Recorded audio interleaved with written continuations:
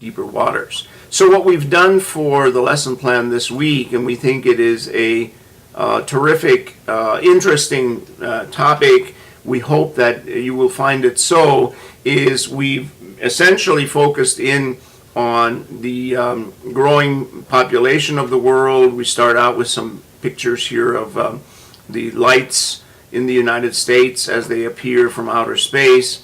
You can go and see this other image of the world, and you can see in detail the amazing realities of where people live. One of the things that you will probably discover is that in many parts of the world, populations actually live near the coast, and it is therefore interesting for us to explore the energy use in the United States, as well as the sources of energy. Where does it come from? Where is it found? What implications does it have for coastal zone managers? And we've got some nice charts that provide some historical information on the traditional sources of energy, including wood, which was once the primary source, and nuclear, coal, and so forth.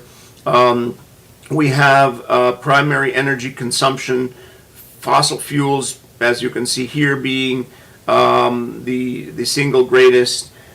We have a chart that shows you that in the United States, at least, coal up here on this red line is a very consistently reliable source of energy, which is why it's so difficult for the United States to wean itself off. You can see that petroleum in this purple line was as prominent in the 1950s in terms of its significance and its production as coal, but you can see a sharp decline of that particular resource, and that has implications for us. It means, for example, that in the petroleum trade, crude oil imports are in the United States are a very important concern and phenomenon. Where that oil comes from, of course, OPEC versus non-OPEC countries is another interesting thing. What becomes compelling for coastal zone managers, of course, is that if you look here at this particular map, you will see that a lot of the designated oil and gas sources are offshore. And what we've given you here is some background on essentially sort of the politics of outer continental shelf, or OCS, as a potential solution for the declining resources that we have and the increasing dependence on imports, especially from unstable countries in the world. President Bush lifted an executive ban on many of these portions of the outer continental shelf, opening those up to oil exploration and production, leaving some of it to state governors, and that has serious implications for people like yourself and us, coastal zone managers, people who are interested in the impact of that on the coastal zones.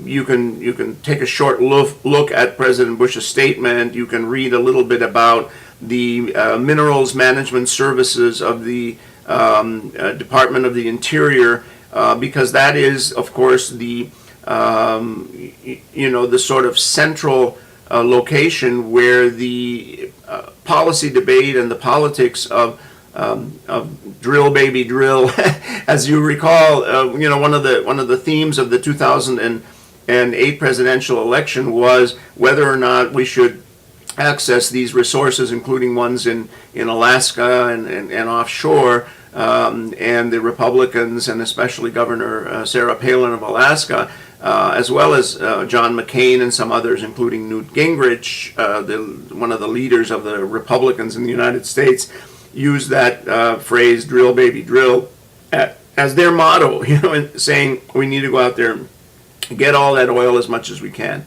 The Energy Information Administration has some interesting statistics that you can peruse. We give you some instructions here on how much of that to look at. There's a little video as well. And when you take a look at this map here, you can see some of the outer shelf leasing programs, and you will see very clearly sort of where they are, how they have been divided into essentially sort of districts, or there are lines of demarcation as to which areas come under the jurisdiction of which state. You have to remember in this class that the United States is a federal system. We have 50 states, and state governors have and legislatures have a tremendous amount of authority. This, of course, is a very important issue, and that is the issue of refineries. The United States has 5 PADD regions, which are the Petroleum Administration for Defense.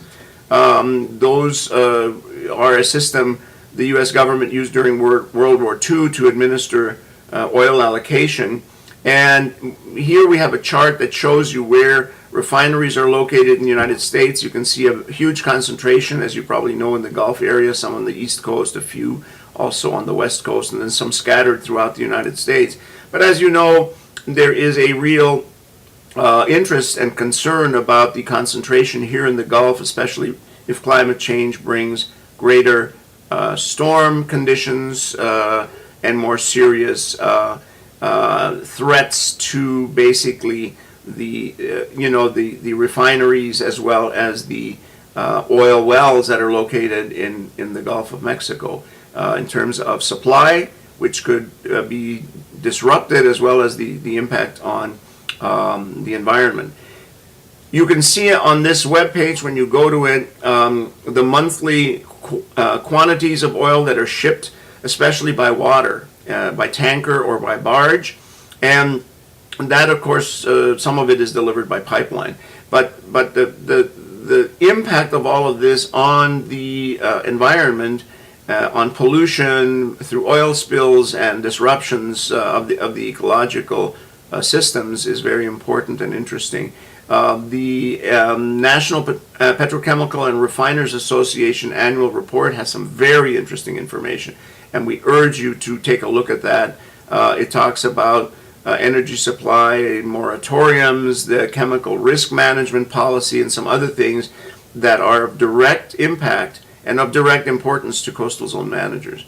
We end by reminding you that the world currently has about 6.8 billion people, that we will be moving on by 2012 to about 7 billion, and by 2050 there will be 9 billion people on Earth. What does this mean for us as students of the coastal areas and the future of the coastal areas? Well, of course, an additional 2 billion human beings in the next 40 years poses some enormous challenges and some very interesting and important responsibilities on us. And I think that's why coastal zone managers will play an important role. I mean, we are going to be essentially the folks that work for county government, for special districts, for state government, for the federal government. Some of you may even work for international agencies that will have to be stewards and essentially the captains of where we steer societies in terms of this one area, which is energy, as it relates to the future health and viability of coastal zones.